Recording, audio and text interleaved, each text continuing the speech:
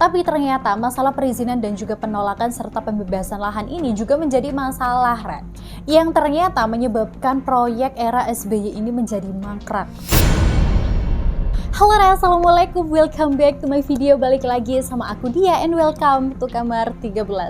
Oke, arek-arek Kamar 13 ku sayang, ternyata Presiden kita Joko Widodo di dalam 2 periodenya ini sangat fokus sekali ke pembangunan dan juga masalah infrastruktur. Nah, ternyata 30% APBN Indonesia ini keluar untuk dana pembangunan dan juga infrastruktur. Dan untungnya hampir seluruh proyek ataupun juga infrastruktur yang dibangun Bapak Joko Widodo ini selalu rampung dan juga tuntas. Tapi ternyata Presiden kita Joko Widodo ini cukup pusing juga ya dengan berbagai macam proyek-proyek yang ternyata mangkrak di era presiden-presiden sebelumnya. Dan banyak juga proyek-proyek mangkrak dan juga tidak berkelanjutan ini yang ternyata diambil alih oleh Joko Widodo dan juga diselesaikan. So, seperti apa kira-kira proyek-proyek mangkrak yang ada di Indonesia yang akhirnya diteruskan oleh Presiden Joko Widodo? Langsung aja kita mulai masuk ke videoku kali ini. Tapi sebelumnya aku ingatkan lagi untuk kalian, Rek, jangan lupa untuk klik dulu tombol like, comment, share ke teman-teman kalian yang lain.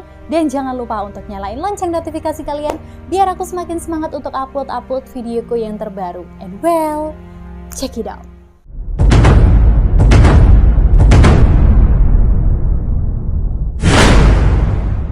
Nah, di video kali ini mari kita awali dari proyek jalan tol di Kalimantan. Nah, ada proyek jalan tol yang pertama kali di Kalimantan dari Balikpapan menuju ke Samarinda. Tol ini digagas pada tahun 2010, konstruksi pada tahun 2017. Dan dioperasikan pada awal Januari tahun 2020. Nah, panjang tol yang sudah terselesaikan ini, Rek, sudah 99 km. Tapi ternyata yang baru beroperasi hanya 60 km. Itu pun 66 kilometernya terselesaikan di sesi 2, 3, dan juga 4. Jalan tol ini sebenarnya sudah mulai dibangun, Rek, pada tahun 2014 saat era Presiden Susilo Bambang Yudhoyono. Yang pada saat itu gubernur Kalimantannya ini adalah Bapak Awang Faruk Ishak yang menggunakan APBD daerah, tapi dalam perjalanannya muncul masalah yang namanya pembiayaan dan juga masalah pembebasan lahan, sehingga membutuhkan tambahan dana APBN. Nah, sebelum jalan tol ini sendiri dibuka, Rek, pihak pengelola juga membutuhkan yang namanya sertifikat layak fungsi diterbitkan. Setelah itu barulah yang namanya tahap uji coba ini bisa dilakukan. Tapi ternyata di era Presiden Joko Widodo ini jalan tolnya sudah mulai diresmikan semenjak bulan Agustus tahun lalu. Nah, dari Pulau Kalimantan sekarang kita geser ke Pulau Jawa.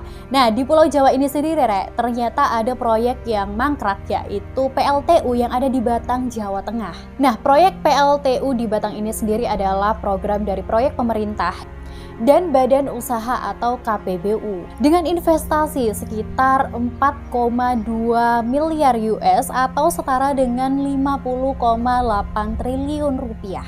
Proyek ini sendiri dikerjakan oleh PT Bimasena Power Indonesia. Nah, dalam hal ini PT BPI ini sendiri menanggung 20% dari total investasi yang ada di PLTU di Batang ini, Rek. Dan sisanya ditanggung oleh Japan Bank for International Cooperation atau JBIC sebesar 1,92 miliar dolar atau setara dengan 27,7 triliun. Dan proyek ini memang digadang-gadang sebagai proyek kerjasama antara pemerintah dan juga badan usaha atau KPBU listrik terbesar di Asia, Rek. Dengan kapasitas 2 kali 1000 MW, proyek ini juga diklaim sebagai proyek yang lebih efisien, yang menggunakan teknologi super ultra yang mampu menekan penggunaan bahan bakar. Nah, proyek ini juga masuk ke dalam proyek pembangunan ekonomi dan juga perluasan pada masa Presiden SBY. Tapi ternyata masalah perizinan dan juga penolakan serta pembebasan lahan ini juga menjadi masalah, Rek, yang ternyata menyebabkan proyek era SBY ini menjadi mangkrak. Dan ternyata setelah diteruskan oleh Presiden Joko Widodo, pembangunan PLTU Batang ini sudah hampir selesai, Rek. Sudah 94%. Dan ternyata proses pembangunan PLTU yang ada di Batang ini sudah selesai dan sudah beroperasi di awal tahun 2022 ini. Selain untuk digunakan sebagai pemasok listrik di daerah Batang, PLTU ini juga memasok persediaan listrik untuk perluasan Pulau Jawa dan juga Bali. Next adalah pembangunan jalan tol Sumatera.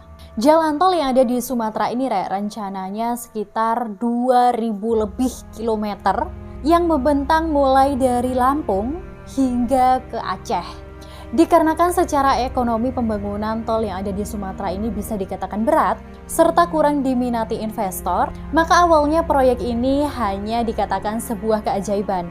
Tapi ternyata seiring berjalannya waktu, Presiden Susilo Bambang Yudhoyono ini mengeluarkan Peraturan Presiden Nomor 100 Tahun 2014 tentang percepatan pembangunan jalan tol Sumatera pada tanggal 17 September tahun 2014.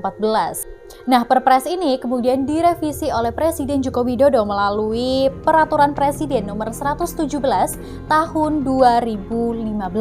Proses pembangunan jalan tol Sumatera ini sendiri terbagi menjadi 4 tahap. Tahap 1 sudah beroperasi sepanjang 500 km dan sementara 550 km lagi ini masih dalam proses konstruksi. Dan tahap selanjutnya adalah sepanjang 574 km dan tahap berikutnya baru sekitar dibangun 658 km.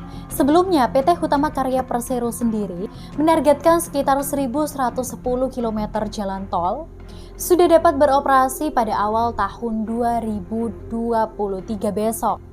Tapi setidaknya proyek jalan tol Sumatera ini sudah diambil alih oleh Presiden Joko Widodo dan juga diteruskan kembali sehingga pembangunannya bisa mulai dari ujung timur Sumatera hingga ujung barat Sumatera, mulai dari Lampung sampai ke Aceh. Gak sampai di situ aja, ternyata ada proyek tol juga yang cukup mangkrak di daerah Jawa Barat, yaitu Tol Bocimi, Tol Bogor Ciawi Sukabumi. Sepanjang 54 km. Sudah pernah di groundbreaking itu juga 4 kali, Tapi pengerjaannya 1 meter pun nggak berjalan. Dan proyek ini sendiri sudah dimulai pada tahun 1997. Nah, sekarang proyek mangkrak yang sudah 5 tahun lalu ini, sebenarnya sepanjang 54 km ini akhirnya diminta alih Presiden Joko Widodo dan hasilnya sudah kelihatan. So, permasalahannya sebenarnya sama sih, masalah pembebasan lahan ya, dan juga masalah demo-demo dari orang-orang sekitar tentang pembebasan lahan ini sendiri gitu kan. Nah, kemudian pembangunan jalan tol Bocimi ini sendiri dilanjutkan dengan seksi 1, 2, dan juga 3, termasuk merupakan tol Becak Ayu, yaitu tol Bekasi, Cawang, dan juga Kampung Melayu yang ternyata diambil alih oleh Presiden Joko Widodo untuk diselesaikan juga. Dan yang pasti menjadi keluhan banyak orang adalah kemacetan yang biasanya terjadi di antara Bogor ke Sukabumi ya. Itu hanya macet. Dan yang diperlukan orang-orang adalah pembangunan jalan tol ini supaya cepat terselesaikan. Menurut kalian sebenarnya masih banyak banget kayak bangunan-bangunan seperti proyek Hambalang ya. Dan ada juga proyek di masa era Presiden Soeharto kalau nggak salah, yaitu ada proyek Graha Garuda yang pembangunannya juga mangkrak. Bahkan katanya Graha Garuda ini lambangnya seperti ya burung Garuda, tapi ternyata tidak kunjung selesai. Dan masih banyak lagi proyek-proyek yang lain yang ada di Indonesia yang sebenarnya hanya menyedot dana APBN dan jumlahnya bukan sedikit, bukan hanya miliaran tapi mencapai triliunan rupiah. So, aku berharap Presiden kita Joko Widodo ini bukan hanya menyelesaikan infrastruktur ataupun juga pembangunan di era jabatannya, tetapi juga bisa menyelesaikan proyek-proyek mangkrak ataupun juga bangunan-bangunan mangkrak di era presiden-presiden sebelumnya. And thank you for watching, Bye!